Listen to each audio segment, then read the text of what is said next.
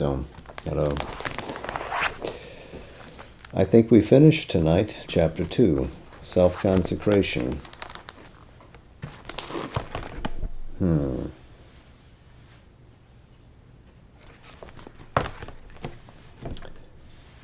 Into all our endeavor upward, the lower element of desire will at first naturally enter.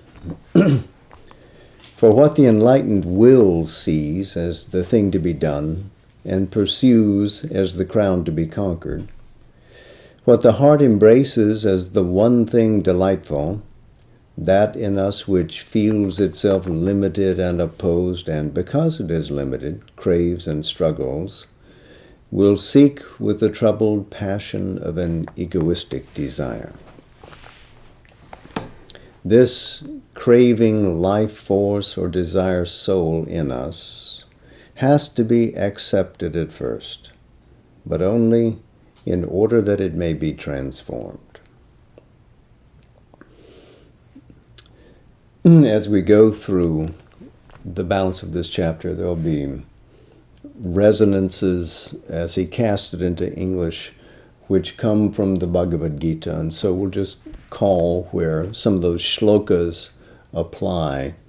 Here, for instance, this idea of the desire nature, Bhagavad Gita, chapter 3, verse 19. Even from the beginning, even from the very beginning, it has to be taught to renounce all other desires and concentrate itself on the passion for the divine. This capital point gained, it has to be taught to desire not for its own separate sake, but for God and the world and for the divine in ourselves. It has to fix itself upon no personal spiritual gain, though of all possible spiritual gains we are sure, but on the great work to be done in us and others, on the high coming manifestation which is to be the glorious fulfillment of the divine in the world, on the truth that has to be sought and lived and enthroned forever. And we'll see it again in a paragraph or two that Sri Aurobindo is writing here in the largest terms about loka sangraha, about the holding together of the people, that we do the work not simply for the beatification of our own being, but to bring into concert all the divine energies which will raise up the earth into the vicinity of heaven. When it says loka sangraha in the 25th verse of this chapter, the third chapter, it means really the holding together of the worlds, or the holding together of the peoples.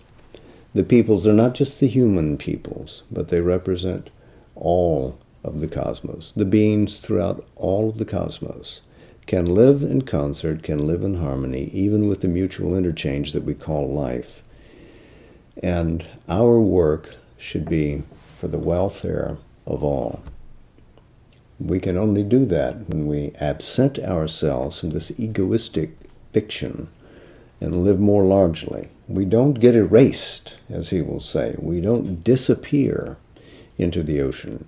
Our true individuality is maintained, but we live as one in the all, and the all is in the one.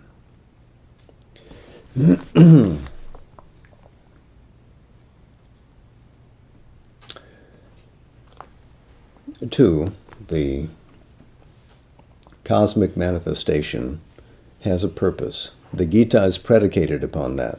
The divine, the Purushottama, the Supreme Person, is working out an intention in the world.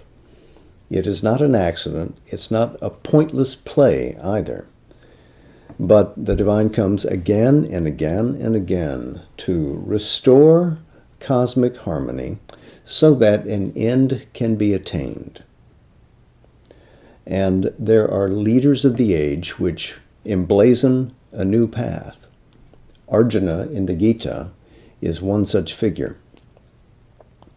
Krishna, the divine upon earth, represents the Purushottama in a human frame, but really that transcendent reality, that personhood, is beyond the world, immanent in the world, and acting also in the person of Arjuna and in the person of Krishna. Arjuna is not aware of what he is. Krishna is fully aware. We get to some of that more later, but you can see the enormity of the prospects, and so that an incident in human life can be filled with significance, fraught with significance if you like, but it is urgently important for us to have the right stasis in our spiritual awareness, that we are centered in the soul, that we are one with the larger self, so that our action can be balanced and can be meaningful for the future development.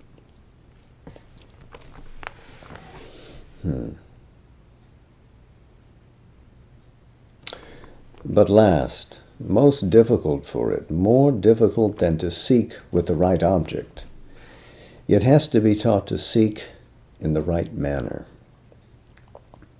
For it must learn to desire not in its own egoistic way, but in the way of the divine. And this is Bhagavad Gita 3:23.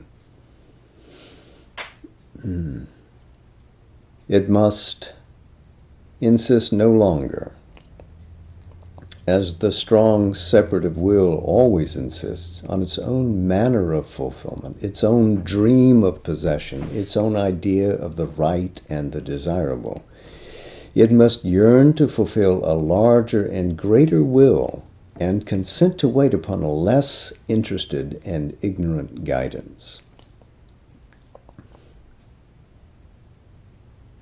So here, in the 4th chapter now, the 14th shloka, we're told to learn to act without demand by undertaking action as a deliberate offering. And we care not for the fruit of what comes. We begin to take the ego out of the play. The accent is off the ego. I do this, but I get that. I do this and I give. I don't care what comes. So slowly, the ego begins to abate in its force. And it gives space for the soul inside to begin to emerge, so that there can still be authentic individual action, but it's not done from a slice of view, a perspective that's only caring about what it gets in return, but rather is a personal giving. It's a different intimation. And the divine accepts all that we offer, but this permits the divine to begin to act in us and separate the soul from the ego, the spirit from encasement in nature, not a rejection of nature, but a freedom within and from.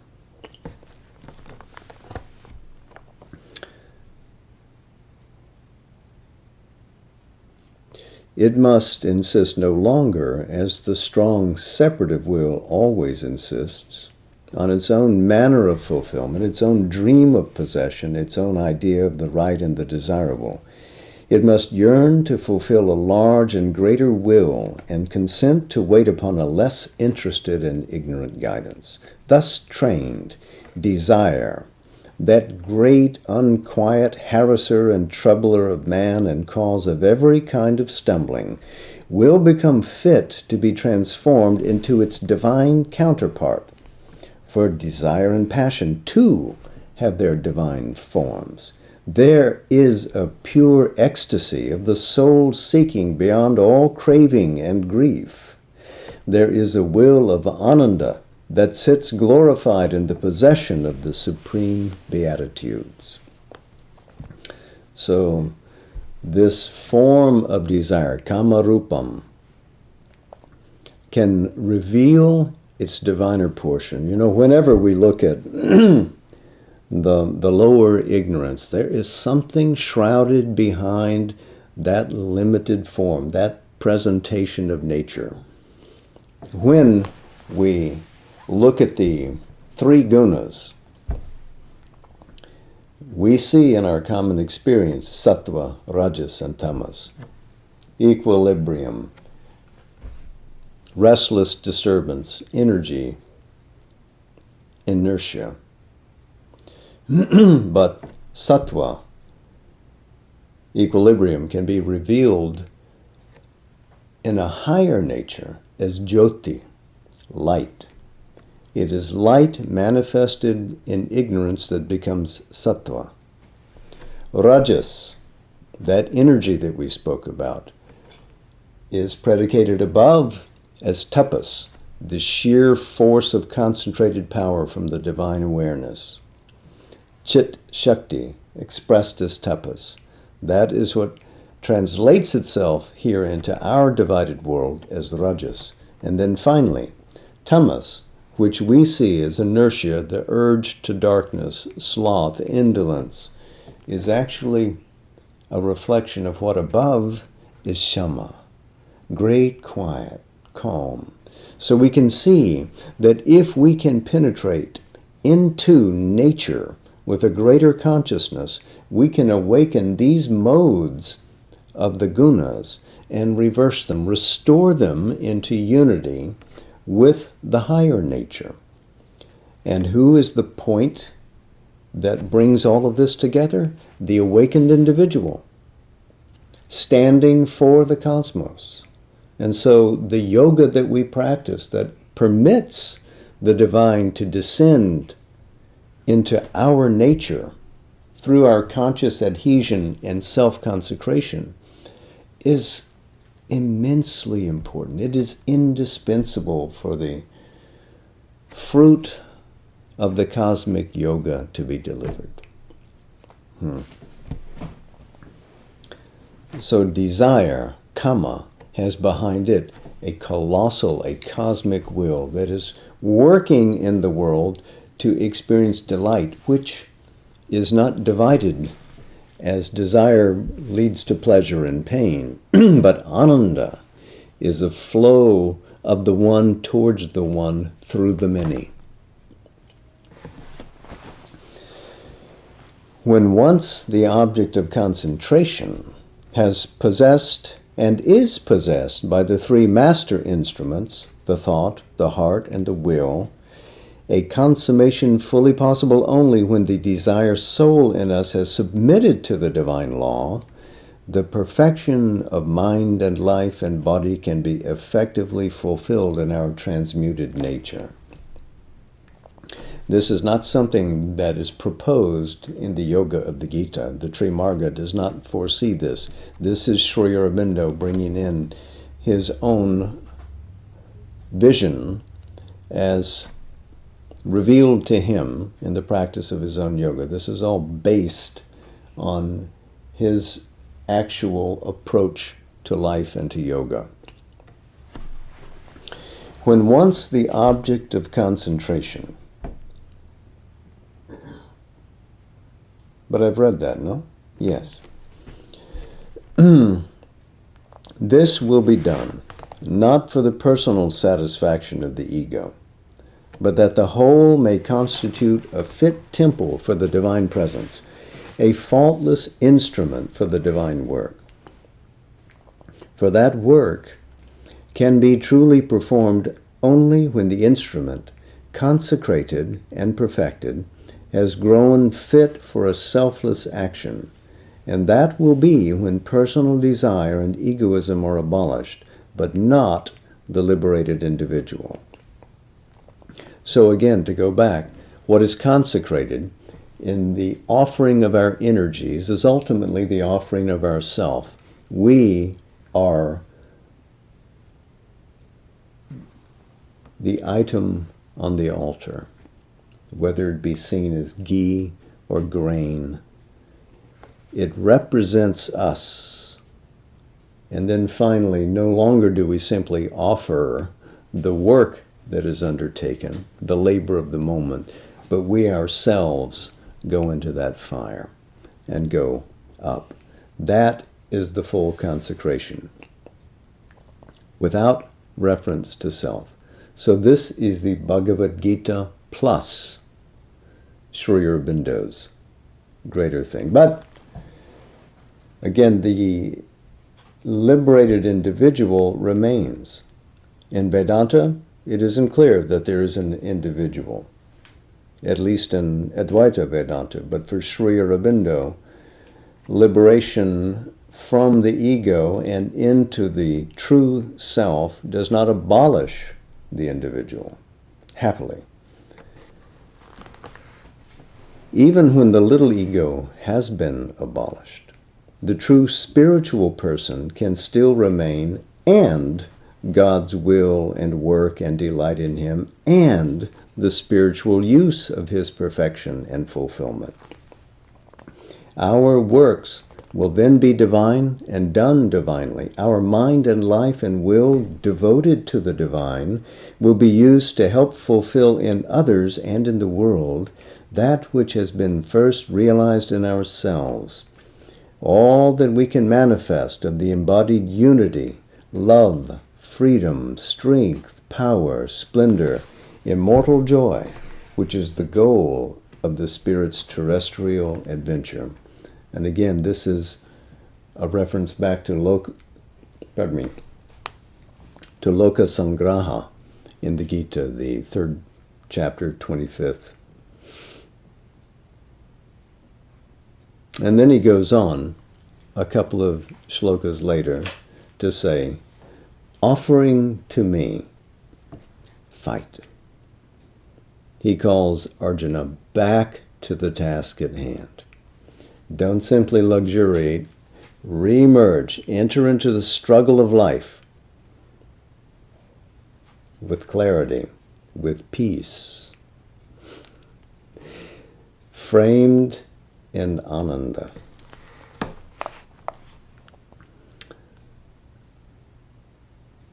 The yoga must start with an effort, or at least a settled turn towards this total concentration. The concentration is bringing all these elements together so that mind and heart and the life action are all united in this self-giving, so that that return from above can transform the nature. So consecration and concentration are closely connected. And he says the yoga, he means this yoga, his yoga that he's describing here, the integral yoga.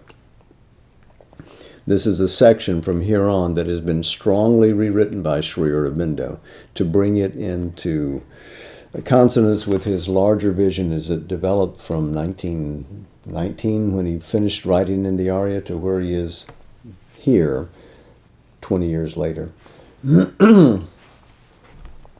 A constant and unfailing will of consecration of all ourselves to the Supreme is demanded of us, an offering of our whole being and our many-chambered nature to the Eternal who is the All.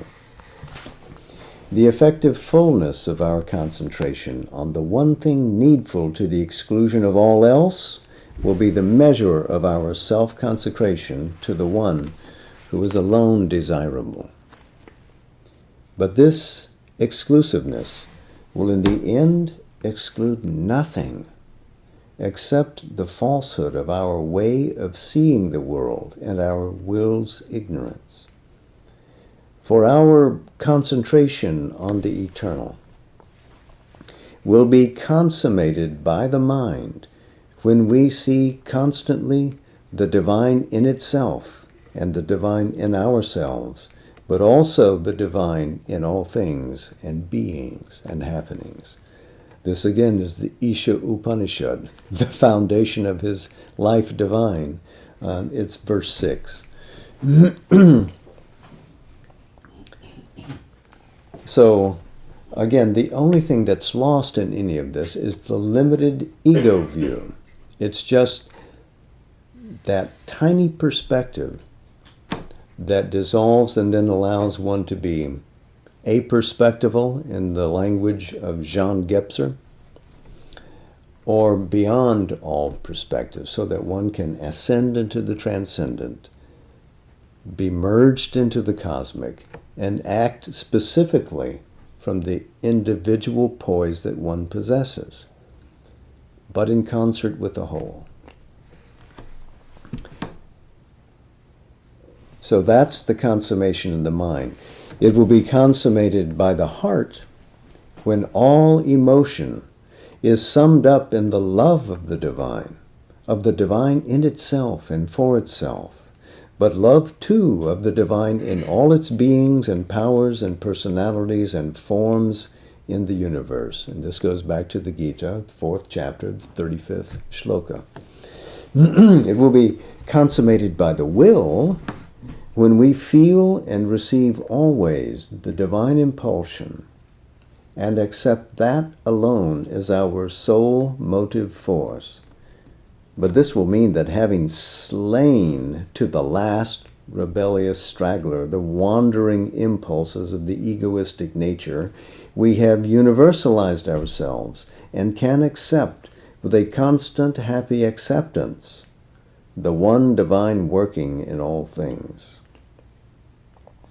This is the first fundamental siddhi of the integral yoga. Siddhi means fulfillment, perfection, accomplishment.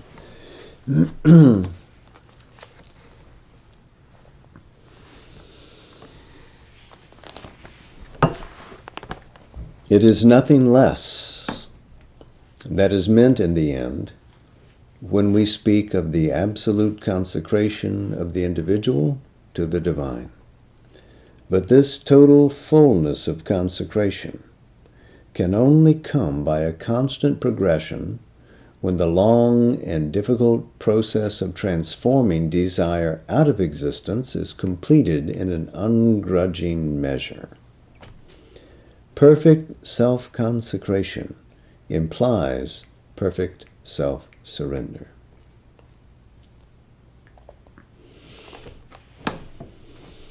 Abandoning the fruits of the action. This last chapter 4 and the 41st shloka. For here, there are two movements with a transitional stage between them, two periods of this yoga. One of the process of surrender, the other of its crown and consequence. In the first, the individual prepares himself for the reception of the divine into his members. For all this first period, he has to work by means of the instruments of the lower nature, but aided more and more from above. But in the later transitional stage of this movement, our personal and necessarily ignorant effort more and more dwindles and a higher nature acts. The eternal Shakti descends into this limited form of mortality and progressively possesses and transmutes it.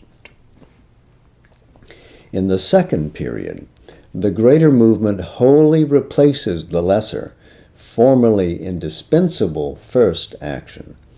But this can be done only when our self-surrender is complete. So this is a section that Sri Aurobindo newly wrote when he came back to revise it, because it introduces the primacy of the Shakti, the principle of the Divine Mother, who guides and essentially effectuates the real transformation. So this, though, is still in consonance with the Gita in this way, that there is a yoga followed by a yoga. The first yoga is by which we yoke our various elements together and go through the process following the methods that lead us into oneness with the divine. But once there, the yoga does not end. The yoga continues because now one is yoked to and in union with the divine. So action continues to come, action continues to be performed, and the fruit belongs to the divine. There is no longer any ego claim for that. So now it is a yoga which produces no karma, no personal indebtedness to learn this lesson or that lesson or experience this or that, but instead pure performance of the divine will, and it's free. You're liberated. Nothing comes. But you live in Ananda. You live in the sheer awareness of the divine, and you are moved by the divine will. The ego person in us cannot transform itself by its own force or will or knowledge or by any virtue of its own into the nature of the divine. All it can do is to fit itself for the transformation and make more and more its surrender to that which it seeks to become.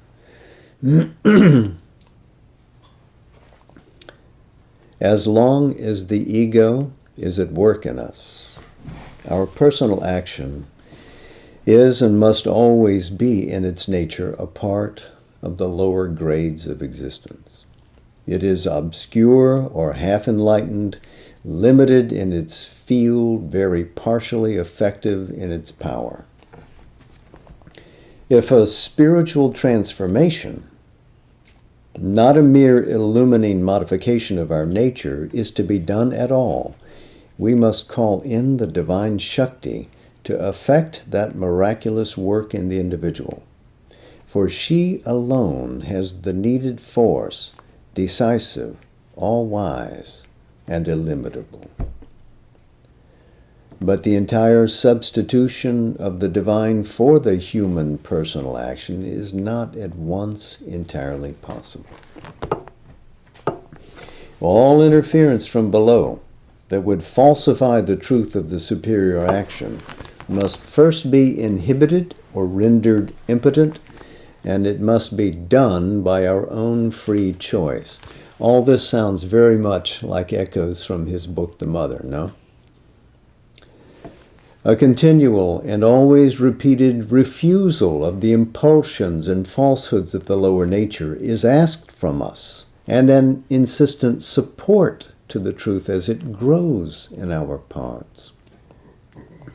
For the progressive settling into our nature and final perfection of the incoming, informing light, purity, and power needs for its development and sustenance our free acceptance of it and our stubborn rejection of all that is contrary to it, inferior, or incompatible. That opening of the Mother, which describes the call and the grace. The soul calls and the grace descends, but can only come and act in the conditions that are affined to it. It must find affinity in the human nature. There must have been made clear and clean the place where that light will land. And that must be us and the very substance of our being. In the first movement of self-preparation, the period of personal effort, the method we have to use is this concentration of the whole being on the divine that it seeks, and as its corollary, this constant rejection, throwing out, catharsis, of all that is not the true truth of the divine. Again, this is a greatly expanded section in this essay. Catharsis, by the way, look at how he says this constant rejection, throwing out. We often think when we read about catharsis that is something that we experience that brings to us an intellectual clarification. But he has gone back to the true root meaning of the Greek term, which is more like purgation or purification, like you're getting some kind of poison out of your system, not so much an intellectual clarification. And if you vomit out this repellent stuff, then you experience a renewal, you experience a restoration, you experience the perfection, the siddhi. An entire consecration of all that we are, think, feel, and do will be the result of this persistence. This consecration, in its turn, must culminate in an integral self-giving to the highest. For its crown and sign of completion is the whole nature's all-comprehending absolute surrender. In the second stage of the yoga, transitional between the human and the divine working, there will supervene an increasing purified and vigilant passivity, a more and more luminous divine response to the divine force, but not to any other. And there will be, as a result, the growing inrush of a great and conscious miraculous working from above. In the last period, there is no effort at all, no set method, no fixed sadhana. The place of endeavor and tapasya will be taken by a natural, simple, powerful, and happy disclosing of the flower of the divine out of the bud of a purified and perfected terrestrial nature. These are the natural successions of the action of the yoga.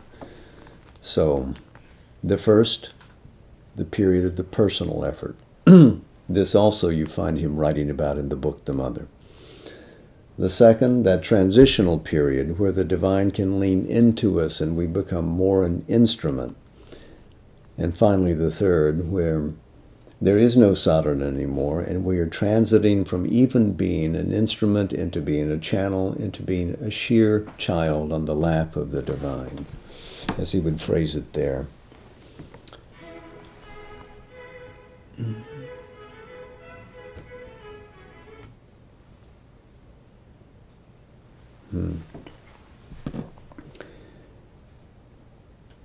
These movements are indeed not always or absolutely arranged in a strict succession to each other. Remember, too, that Sri Aurobindo is writing from his personal experience here. These are elements of a developing integral yogic practice that he was starting from the time he arrived in Pondicherry in 1910, some of which he recorded in his Record of Yoga, as we've called it, at Archives and Research. I say we are all the beneficiaries of their work at Archives and Research.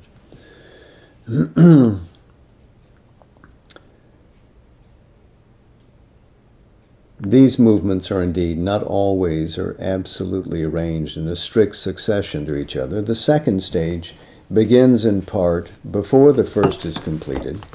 The first continues in part until the second is perfected.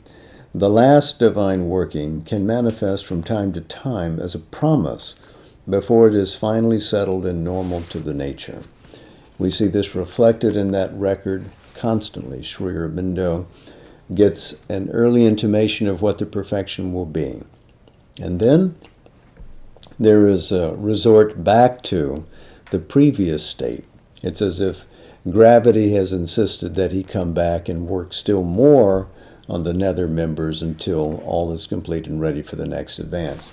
You also find this in the mother's comments about her advance in the agenda, that oftentimes she would be given a revelatory glimpse of what would eventually occur, but then she would have to come back and work it all out in granular detail. So you can't always expect that this is going to move in a linear process. Remember, as he describes it again in The Mother, there's this the making of rhythms and the breaking of rhythms. There's much that is going to be done by the Yoga Shakti according to the need of the moment. The auspicious moment, the Brahma Muhurta, is what rules, not the mind's view of what would be a nice canter from here to there. Always, too, there is something higher and greater than the individual, which leads him even in his personal labor and endeavor.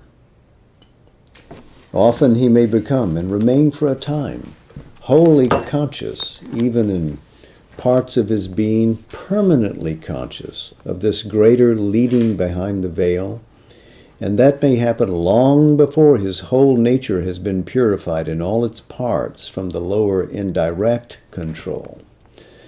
So this felt identity with the divine can be secured in one or more parts of the nature, but others are more variable. The realization has been secured, but it is not total through all the being. But our goal is to become awake to the divine nature in all parts of our nature. So, the work goes on. Even he may be thus conscious from the beginning. His mind and heart, if not his other members, may respond to that seizing and penetrating guidance with a certain initial completeness from the very first steps of the yoga. But it is the constant and complete and uniform action of the great direct control that more and more distinguishes the transitional stage as it proceeds and draws to its close. This predominance of a greater diviner leading, not personal to ourselves, indicates the nature's increasing ripeness for a total spiritual transformation. It is the unmistakable sign that the self-consecration has not only been accepted in principle, but is fulfilled in act and power.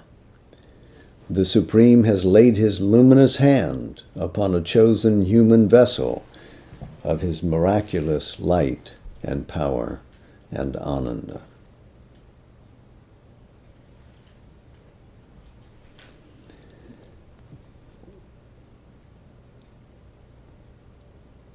The last sentence was entirely added by Sri Aurobindo as he revised the text.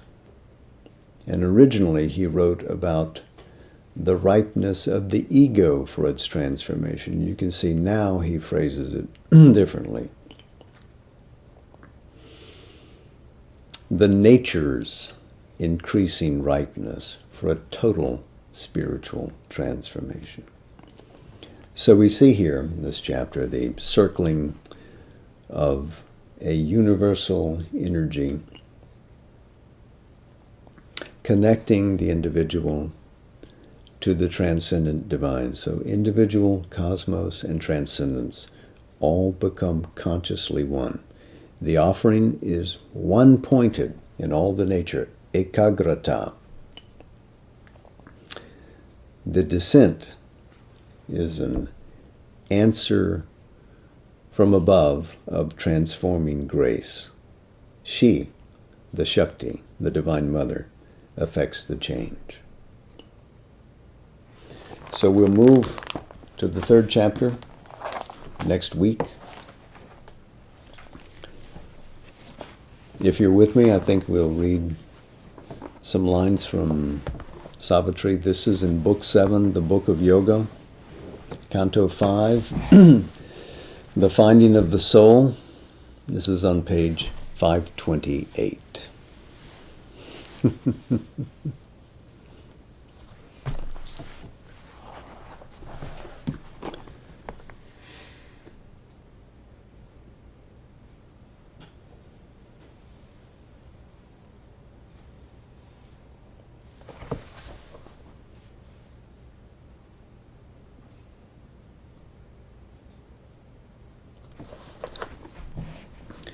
In its deep lotus home, her being sat, as if on concentration's marble seat, calling the mighty mother of the worlds to make this earthly tenement her house.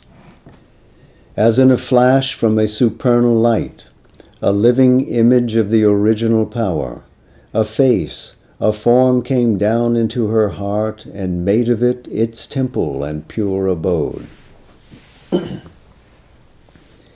But when its feet had touched the quivering bloom, a mighty movement rocked the inner space, as if a world were shaken and found its soul. Out of the inconscient, soulless, mindless night, a flaming serpent rose, released from sleep. It rose, billowing its coils, and stood erect, and climbing mightily, stormily on its way. It touched her centers with its flaming mouth. As if a fiery kiss had broken their sleep, they bloomed and laughed, surcharged with light and bliss. Then at the crown, it joined the eternal's space. In the flower of the head, in the flower of matter's base, in each divine stronghold and nature naught, it held together the mystic stream which joins the viewless summits with the unseen depths, the string of forts that make the frail defense, safeguarding us against the enormous world, our lines of self-expression in its vast. An image sat of the original power, wearing the mighty mother's form and face, armed, bearer of the weapon and the sign whose occult might no magic can imitate. Manifold, yet one she sat, a guardian force. A savior gesture stretched her lifted arm, and symbol of some native cosmic strength, a sacred beast lay prone below her feet, a silent, flame-eyed mass of living force. All underwent a high celestial change, breaking the black inconscience blind mute wall, effacing the circles of the ignorance. Powers and divinities burst flaming forth. Each part of the being, trembling with delight, lay overwhelmed with tides of happiness, and saw her hand in every circumstance, and felt her touch in every limb and cell.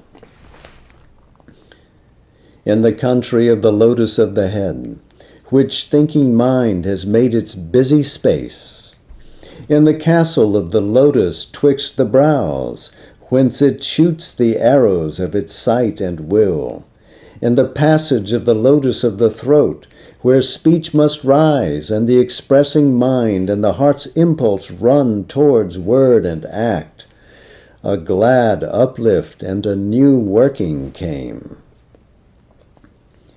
The immortal's thoughts displaced our bounded view. The immortal's thoughts, earth's drab idea and sense. All things now bore a deeper, heavenlier sense. A glad, clear harmony marked their truth's outline, reset the balance and measures of the world. Each shape showed its occult design, unveiled God's meaning in it for which it was made, and the vivid splendor of his artist's thought. A channel of the mighty mother's choice, the immortal's will took into its calm control our blind or erring government of life, a loose republic once of wants and needs, then bowed to the uncertain sovereign mind.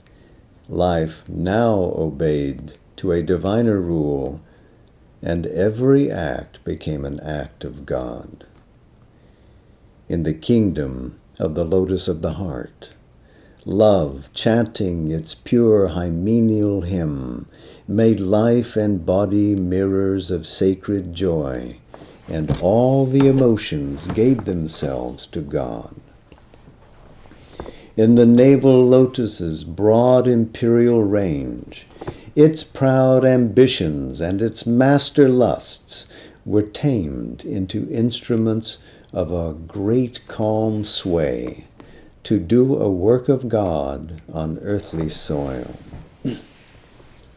In the narrow nether center's petty parts, its childish game of daily dwarf desires was changed into a sweet and boisterous play, a romp of little gods with life in time. In the deep place where once the serpent slept, there came a grip on matter's giant powers for large utilities in life's little space.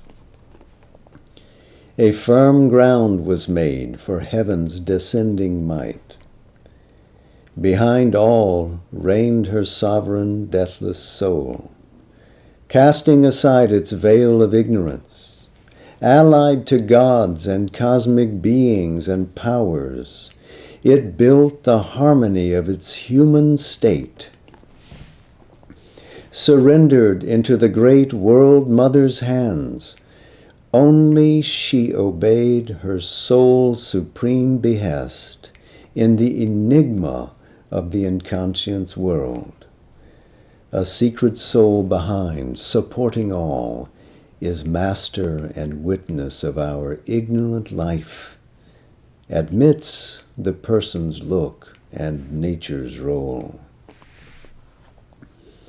But once the hidden doors are flung apart, then the veiled king steps out in nature's front. A light comes down into the ignorance. Its heavy, painful knot loosens its grasp. The mind becomes a mastered instrument, and life a hue and figure of the soul. All happily grows towards knowledge and towards bliss. A divine puissance then takes nature's place and pushes the movements of our body and mind. Possessor of our passionate hopes and dreams, the beloved despot of our thoughts and acts, she streams into us with her unbound force, into mortal limbs, the immortal's rapture and power. An inner law of beauty shapes our lives. Our words become the natural speech of truth. Each thought is a ripple on a sea of light. Then, sin and virtue leave the cosmic lists. They struggle no more in our delivered hearts. Our acts chime with God's simple natural good, or serve the rule of a supernal right. All moods unlovely, evil, and untrue forsake their stations in fierce disarray and hide their shame in the subconscious dusk. Then lifts the mind a cry of victory. O soul, my soul, we have created heaven. Within we have found the kingdom here of God, his fortress built in a loud, ignorant world. Our life is entrenched between two rivers of light. We have turned space into a gulf of peace and made the body a capital of bliss. What more, if more must still be done? In the slow process of the evolving spirit, in the brief stayed between a death and birth, a first perfection's stage is reached at last. Out of the wood and stone of our nature's stuff, a temple is shaped where the high gods could live.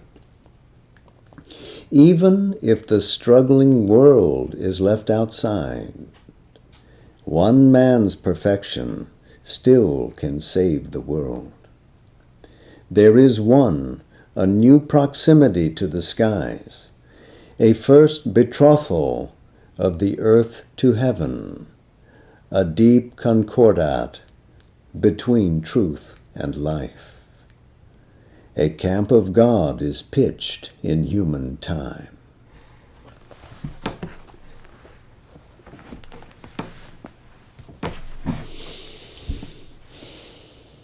Namaste. Jai Ma. Namaste.